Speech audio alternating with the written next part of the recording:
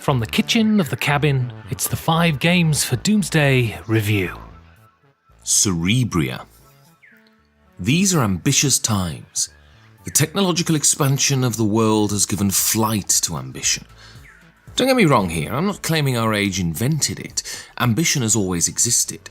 From the first moment that curious fish newt plopped their proto-leg onto the wet sand, ambition has bounced around the globe. But the massive difference is that we have greater means than ever before to give flight to our ambition. There was a time when ambition could be frustrated by so many things. Not knowing the right people, not being born into the right social strata, not having the cash to gain access to the bulky and expensive technology required to turn raw ambition into something real and tangible. The means of production were jealously guarded, and if we wanted to record our own music, or make our own movie, or publish our own book, or produce our own board game, the portcullis slammed down, and we could only wistfully look through the bars into the festivities going on in the castle grounds. Then the internet came along, put some nitroglycerin under those walls, and razed that castle to the ground. YouTube and iTunes have made us masters of our own entertainment, both in the creation and consumption. And while the rug could be pulled out from us at any time, we live in an almost unfettered age of abundant ambition. Cerebria from Mindclash Games is a vindication of ambition given resources to realise it. This is a game that wouldn't have existed before Kickstarter, before creators could be funded directly by their consumers. Cerebria is audacious, lavish, courageous, and so unapologetically original that the conservativeness of a previous age would have ensured it remained an idea mouldering in a shoebox. Cerebria is a 4-player game in which teams of 2 assume the roles of competing moods, fighting over the sovereignty of a human character. Players take the sides of bliss or gloom and leverage their respective powers to struggle for ascendancy in the different districts of the brain. Actions are taken either from the individual player boards, which give you the ability to play mood cards into regions, increasing your presence there, move across the regions of the brain, quell the emotions of the other team, build emotional fortresses, and boost your emotions already played. All of these actions can be upgraded to stronger versions of themselves during the game. Or actions can be chosen from the board. Here you can draw more cards, gain the fuel to power your emotion cards, or gain the resources needed for the struggle. Once per turn, a player can absorb, which allows them to take willpower crystals from the bowls in the centre of the board. Once a bowl is emptied, the game pauses and points are scored. Teams have secret goals and also fight over a communal goal. After the resolution of these goals, pieces from each team's supply are added to a tower in the centre of the board. The size of the piece depends on how well the teams have done. These pieces score points at the end of the game dependent on their size. These intermediate scorings build a communal tower in the centre of the board that represents the emotional makeup of the person the players are fighting to create. If the tower is made up of too many dark blue pieces, well, the person becomes me. Too many bright orange, then they turn into Donald Trump on nitrous oxide.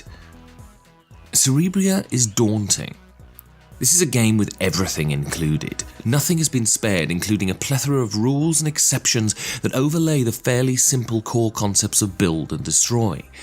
Normally, I would find myself endlessly frustrated at such complexity, but these rules contribute to a deeply rewarding experience that's worth climbing over the detritus for. Firstly, this is a team game, and not just a 2-player game with extra components added. There is real team play here. With so much going on, the opportunity to bounce ideas off someone else helps you to clarify your thoughts and prevent overload. You really feel like you're collaborating at times.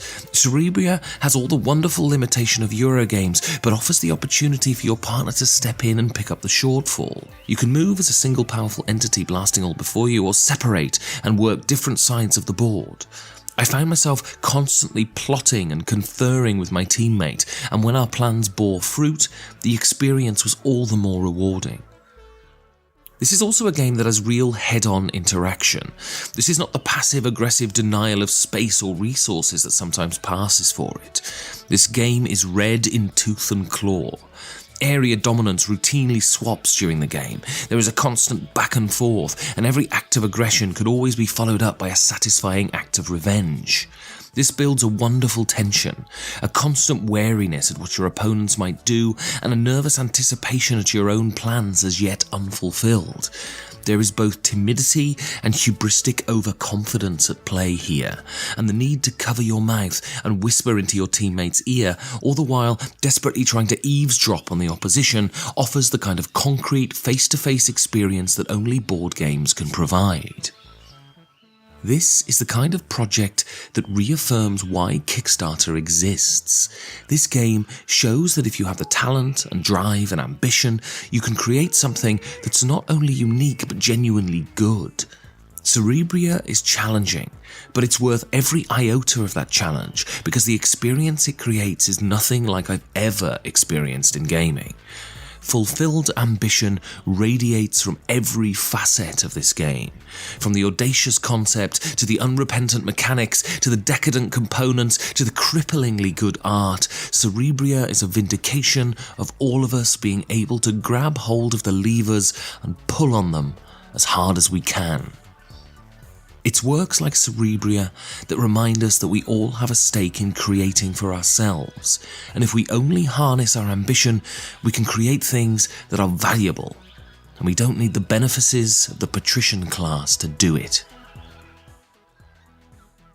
This review was made possible by my patrons. Consider becoming one at patreon.com/5G4D. Thank you very much for listening.